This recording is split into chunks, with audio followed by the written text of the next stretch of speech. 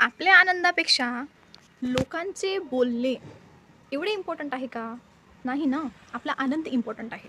तर आपला आनंद ज्या गोष्टीमध्ये आहे ती गोष्ट चूज करा.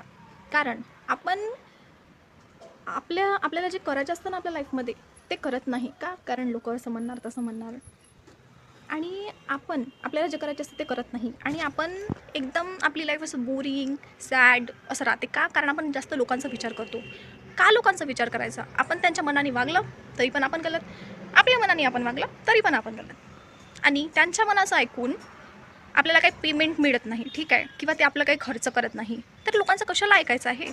आपला आनंद इम्पॉर्टंट आहे. आपण आपलं पीस चूज करा. आपण तुमचं तुमचं कशात सुकून आहे, तुमचं कशात तुम्हाला चांगलं वाटते ते गोष्टी तुम्ही करा. लोकांच्या मनाने चालून काही अर्थ नाही, ठीक आहे.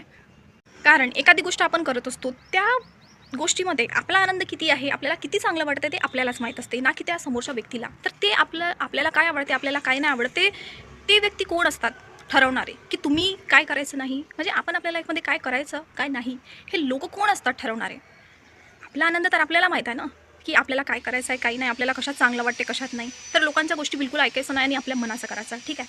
तेव्हाच आपण खुश राहू शकतो. नाहीतर आपली लाईफ ना असंच लोकांच्या गोष्टी ऐकणार आणि बोरिंग असंच वाटत राहणार आणि अशीच लाईफ राहणार नाही. So change your life. 4 लोक काय, 40 लोक काय, कितीही लोक असू द्या, काय बोलतात काही विचार करायचा नाही. आपल्या आनंदासमोर कोणालाच ठेवायचं नाही आणि कोणालाच परमिशन द्यायची नाही, ठीक आहे.